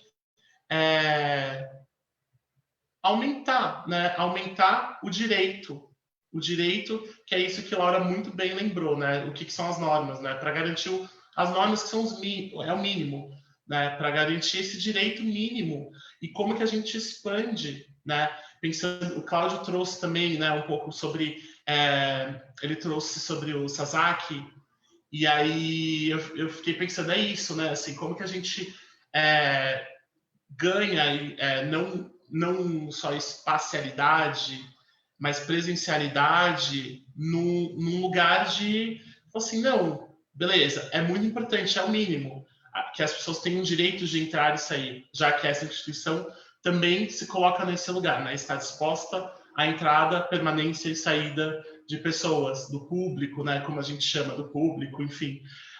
Mas, além disso, como que a gente expande? Então, enfim, acho que foi um pouco redundante, assim, na minha própria fala agora, só para dizer que foi maravilhosa. Muito obrigado, gente. Muito obrigado mesmo. Assim, tenho feito anotações fervorosas aqui num documento para pensar mesmo, refletir. Obrigada, querido. É muito bom trazer essa noção dessa... A gente se constrói nisso, né? A gente se constrói nesse tipo de conversa, né? E não ter resposta também não é uma crise, né? E que bom que a gente consegue assumir que não temos resposta para essas coisas. E que bom que a gente vai buscar possibilidades e, enfim, construir tudo isso, né? Muito obrigada. Cláudio, quer comentar algo? Antes do Cláudio falar, nós temos aí cerca de 10 minutos, e após a fala do Cláudio, eu queria trazer brevemente algumas perguntas que a gente recebeu do Facebook, e também se a Silvia quiser falar alguma coisa, coloca aqui no chat para a gente organizar a ordem de fala, tá bom? E aí a gente conclui, talvez a gente ultrapasse um pouquinho às 5, mas nem tanto também, porque a gente tem horário, né? Então, é isso. Vai lá, Cláudio. Bom, Amanda aqui o encontro das metáforas, gente, que a carroça e as abóboras, Laura, eu vou usar Usa o combo da acessibilidade que eu vou usar a carroça com asa bola. Eu amei muito, gente. Eu vou Já rolou a isso. permuta. Rolou, gente. A gente faz permuta das metáforas, e do jogo, e do rolê todo. Eu tô aqui, instigadão na conversa, porque me revendo aqui, muitas coisas também.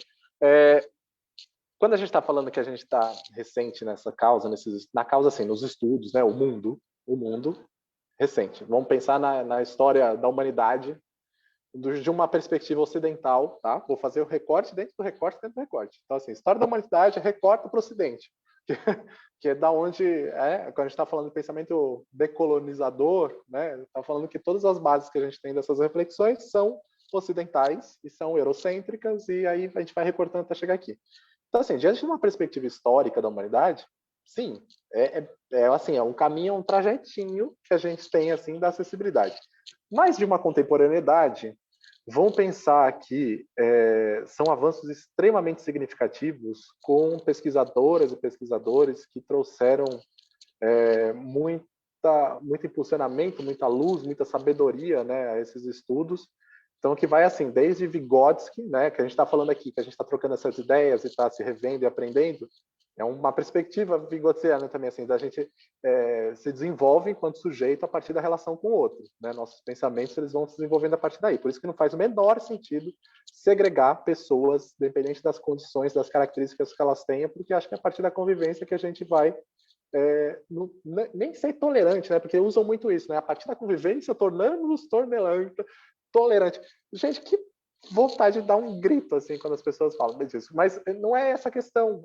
A questão é de aprender mesmo com o outro, de ter diversas perspectivas e tudo mais. Então, temos aí, né?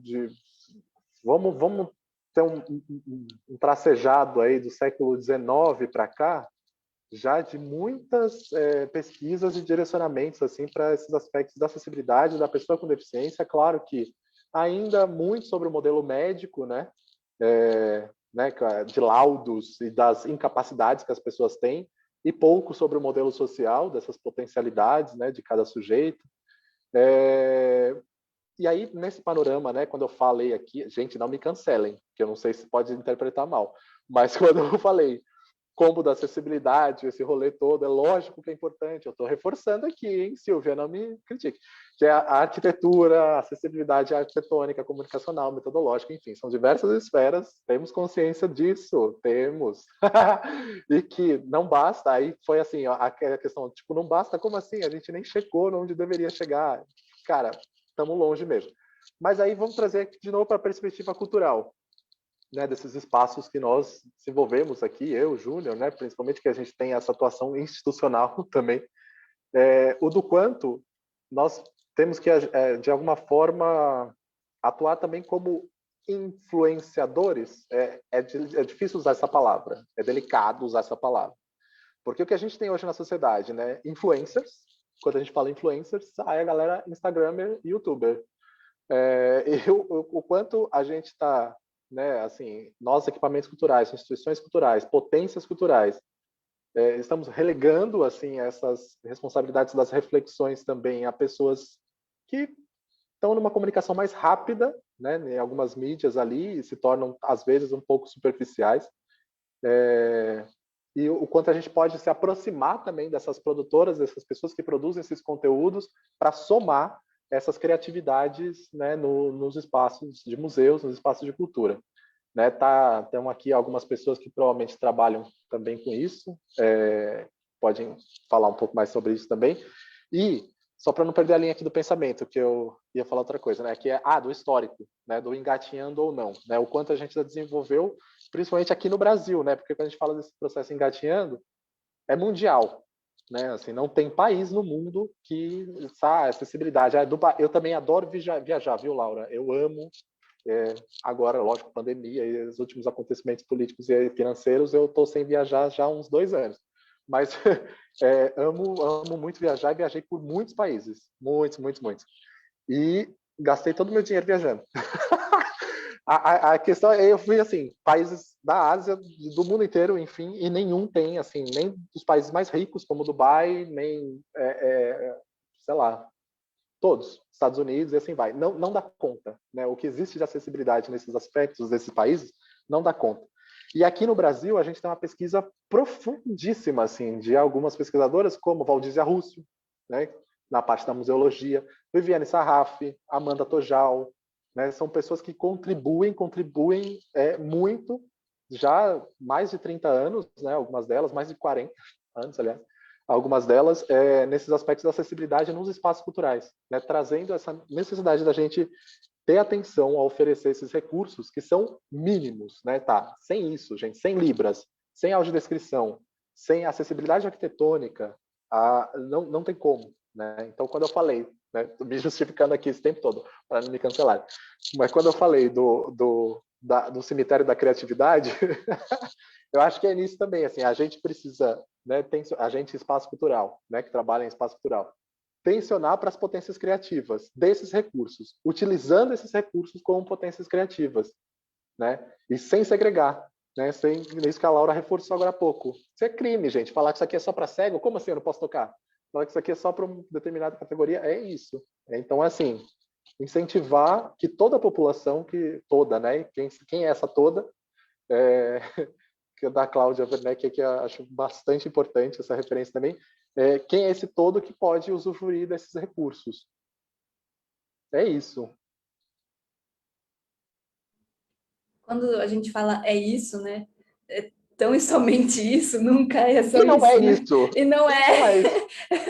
E não É igual é. quando a gente fala numa discussão assim, o que eu acho engraçado é que não tem nada engraçado. Não tem. Enfim. Enfim, não é enfim também. Muito obrigada, Cláudia. Assim, vou me repetir e dizer que a gente está aqui trocando e aprendendo sempre, se revisitando sempre, respeitando sempre a trajetória de cada pessoa que topa entrar nessa com a gente, né? Já deixo meus agradecimentos de novo para vocês. Eu vou ler aqui uma dúvida que veio pelo Facebook da Cris Machado. Eu acho que o Cláudio deu uma respondida, mas se alguém quiser responder de fato diretamente para ela, vou ler aqui, tá? E logo em seguida a Silvia, pode ser? Aí a Silvia pode abrir a câmera e falar com a gente. Então vamos lá. Cris Machado, ela disse assim: na época que fiz o meu TCC em 2014 com o tema acessibilidade nos equipamentos culturais, fiz uma pesquisa de campo onde foi verificado que não parece haver um padrão de acessibilidade nos equipamentos culturais, porque dos 3 que fiz a pesquisa, apenas um tinha um olhar mais voltado para a acessibilidade. Ela não disse quais são os lugares. Existe alguma norma instituída hoje como obrigatoriedade de acessibilidade nos equipamentos culturais? Obrigada.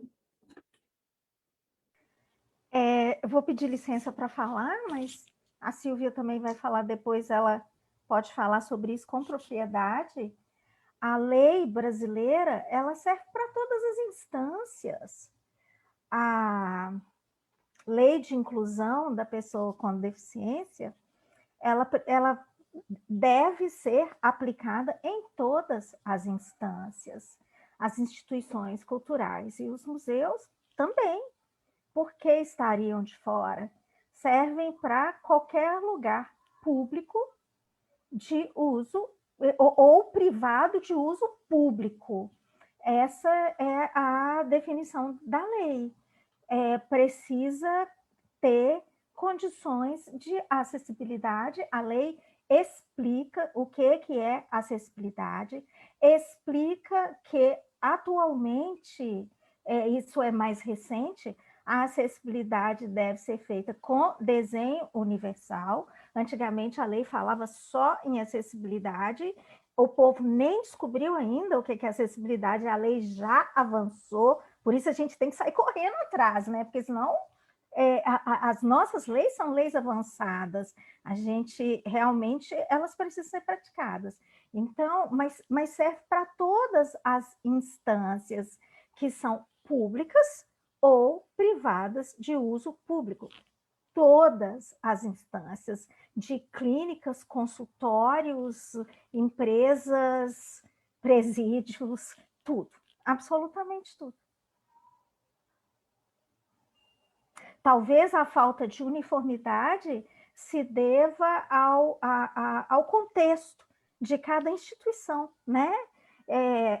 A gente sabe que tem muitas questões políticas no sentido de verba, algumas instituições estão recebendo verbas, outras não. Hoje em dia, essa questão da verba para cultura, para arte, ela é complicada. Então, talvez tenha mais a ver com isso do que com qualquer outra coisa. Eu acho que também a Silvia poderia completar isso, mas a depender, né, do contexto, como bem a Laura trouxe, tem as questões de tombamento e essas complicações todas que durante um tempo foi justificativa para não acontecer a acessibilização do espaço, né? Então, enfim, esse é um assunto que a gente está doidinho para discutir também em outra roda de conversa, porque é outro... Eu né? acabei nem falando da rota no Pelourinho, né? É verdade, né? É um assunto que vai dar pano para manga, né? Sim, sim, com certeza. Enfim, mas é isso. Silvia, que bom. Bora lá. Salve, galera! E aí, não podia perder vocês por nada desse mundo. Eu Que bom que você parei tá o meu aqui. trabalho, eu estou vidrada aqui na conversa, eu parei, eu estou ferrada depois, mas, olha, muito instigante, muito bacana. Eu vou ter que dormir com essas seguintes expressões aqui. Design do constrangimento, jogo assimétrico do Júnior, que eu fiquei pirada com o pega-pega, cemitério da criatividade e a ânsia da acessibilidade que a Laura tão bem colocou, né? Então, assim, gente, para mim, acessibilidade é um processo, ponto. Né? Estamos fazendo acessibilidade, estamos engatinhando a acessibilidade. 2, então, realmente passa por todos os aspectos, não tem jeito, né? Como bem o Cláudio falou, que são as definições do Sasaki, então, para mim, isso é perfeito, né? E eu estou num momento que eu espero, e a gente vai chegar a ver isso, né? Que a gente vai tirar o aposto acessível das coisas. Então, eu dou um curso de tipografia acessível. Caramba, eu tenho que ser redundante, eu tenho que falar da tipografia acessível. Então, o espaço, então, o vídeo é acessível, o convite é acessível. Então, tudo tem o aposto de acessível, mesmo que não seja. Então, eu estou passando pela seguinte situação de estar envolvida com os Prolac Labs, que eu entrei, eu fui contemplada, estou em edital, a gente está em grupos de WhatsApp, né? E aí chegam convites acessíveis, que assim, o convite acessível é um convite que tem libras. Isso é um convite acessível? Então, assim, a gente tem que formar. Então, eu estou nesse ponto, né? Já que a gente não consegue fazer acessibilidade, a gente vai ter que fazer formação. Então, eu comecei a entrar numa vibe de fazer cursos de educação não formal de tipografia, né? E do meu lugar de técnica, de arquiteta, né, que tenho que trabalhar com NBR, de piso tátil, de tudo que vocês podem imaginar, eu tenho que esquecer, pôr de lado um pouco esse meu lado técnico, para ter humildade de estudar os outros tipos de acessibilidade, porque não adianta fazer uma coisa se não tem a outra. Então, esse combo que o Cláudio se refere, né? Esse combo é um combo que não pode ser aposto, né? É um combo que tem que vir desde o princípio. Então, a questão de vocês estarem com as equipes de acessibilidade dentro dos espaços culturais é fundamental. É por aí. Então, vocês são os chatos de plantão, né? Que vão estar ali dentro. Eu me autodenomino como acesso chata. Então, dentro das instituições onde vocês estão, vocês têm esse papel de ficar ali realmente cutucando. E esse é o nosso papel. Nós somos guerrilheiros, não tem muito jeito. Então, eu me vi no ponto de sair da parte técnica, não posso ser mais só técnica e tem que ser mais holística, né? E aí eu conto com vocês para isso o tempo todo, estamos juntos. Uhum. Posso rapidinho, Rafa? Eu vi que você abriu o microfone, rapidinho. Então, a Silvia resumiu muito bem assim, a nossa expectativa, a esperança, talvez, de tirar essa redundância, né? A gente sempre se questiona, se a gente fala que é acessível, precisa falar que é acessível, se é para todo mundo, né? Se todo mundo pode ir, por que dizer é acessível ou não, né? O nosso sonho é romper essa redundância. E algo me veio na cabeça, assim, quando eu era uma pequena aluna de turismo na faculdade, lazer e turismo, o turismo, em essência, é o encontro com o outro. E a gente se encontrar dessa forma com tantos outros, é daí a... Lembrei do Cláudio falando, tolerância o quê? Vou dar um berro, né? Mas a da potência e toda a coisa frutífera que vem do encontro com o outro, e quem é esse outro, e esse tantos outros que a gente se esbarra por aí, né? Eu queria finalizar com essa também metáfora, quase metáfora, né? Com essa visão aí, já que a gente encheu essa conversa de metáforas. Enfim, cabeça sempre pensando mais do que a fala consegue acompanhar, mas é isso, que a gente fique disponível para a gente se encontrar com o outro, dentro de nós e fora também. Se auto-revisitar, revisitar nossas instituições e práticas, e se construir na conversa, como bons educadores que somos. Muito, muito obrigada, gente. O Rafa chegou aqui, ele vai falar bonito, porque esse moço fala muito bonito. E é isso. Pode ir, meu bem. Obrigado, Mar.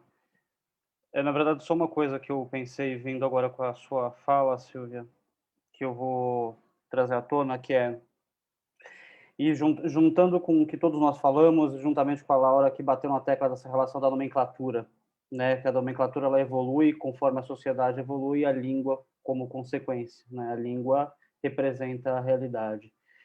Até hoje, no meio da arquitetura, a gente usa o termo PNE, né? Até hoje, você vai olhar o apartamento PNE, a vaga PNE. Então, como que determinadas áreas se utilizam da nomenclatura para fazer, né, com que o capital rode nesse sentido. É uma coisa importante para a gente ver por aí. E aí, me veio, aí, juntando com o que o Júnior e o Cláudio falaram, eu vou deixar uma referência aqui no chat, pessoal. É um livro, é um texto chamado Pode o Subalterno Falar? Eu não vou falar o nome da autora, porque a Bia, ela vai ficar... Eu vou ter que pedir desculpa pelo constrangimento, eu vou falar rapidamente, que é a Gayatri Chakravorty Spivak, tá, Bia? Então, eu vou escrever aqui. É um texto que ele vai para esse caminho de pensar na língua, como que se dá o processo de acessibilidade, tá? Isso é uma coisa muito legal. Você gostaria de finalizar, Marina? Eu acho que eu já finalizei, Tá bom. deixei minhas reflexões aqui, minhas anotações também estão aqui. E agradecer de novo, e que a gente possa conversar sobre tantos outros assuntos que a gente plantou a sementinha aqui, né? Que ela possa germinar para outras vertentes e outras conversas. Estamos abertos também. Se vocês quiserem, vamos propor uma coisa juntos, vamos fazer uma conversa sobre outro tema juntos. A gente é esse tipo de educativo. Estamos aqui abertos à conversa, enfim, dessa forma que a gente fez aqui hoje. Tá bom? Muito obrigada. Cada um de nós aqui contribuiu com um jargão, né, para o combo da acessibilidade, gente. Eu também eu adorei isso. Adorei. Eu quero um combo da acessibilidade. Por favor. Que contém abóbora e constrangimento. Né? E a piscina, Rafa? Também. Maravilhoso. Gente, eu espero que realmente, né, a gente tenha esse campo aqui realmente como um espaço de dinâmica para erosão de certezas, né? Então, essa é realmente a proposta. O Rafa fala bonito, né? Quando que eu inventar essa expressão erosão de certezas? Olha isso. Bom, vamos lá. Gente, Júnior, Laura, Cláudio, vocês gostariam de...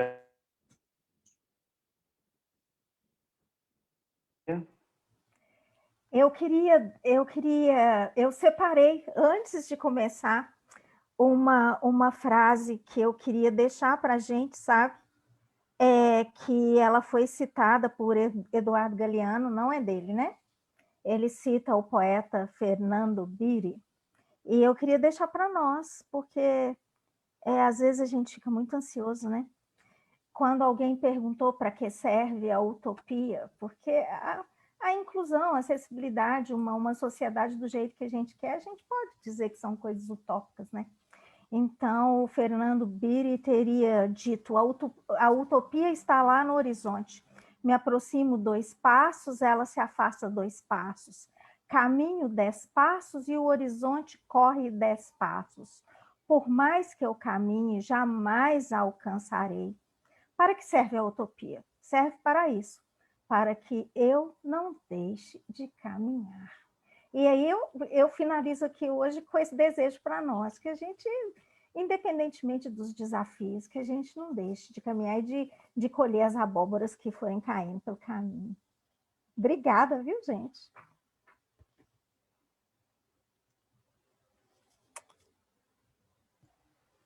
Gente, da minha parte, só...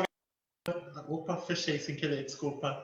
Da minha parte, muita gratidão, não só, muita gratidão por esse encontro.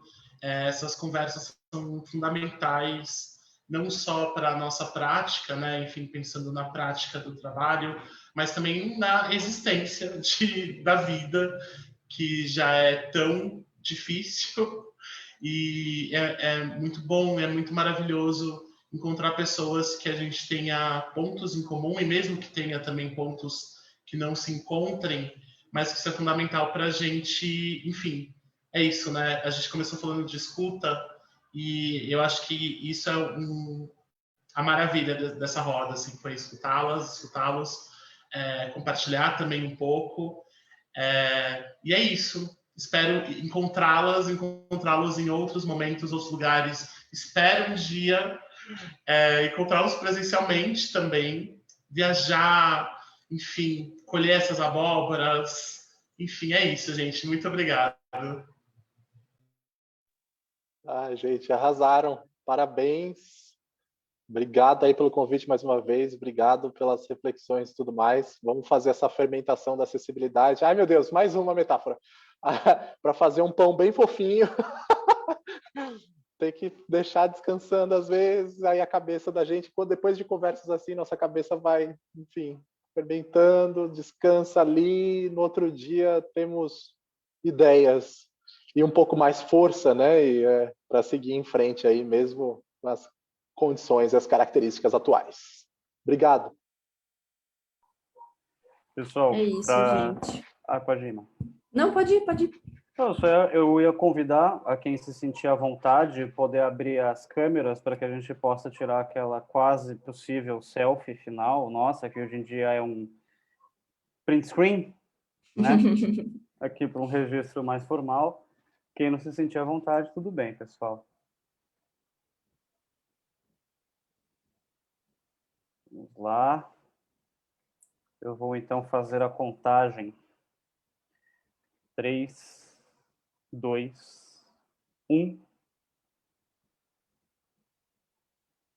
Muito bem, pessoal, um registro para a posterioridade. Tudo bem que o Facebook vai usar essa nossa imagem, vai estar circulando aqui 500 anos.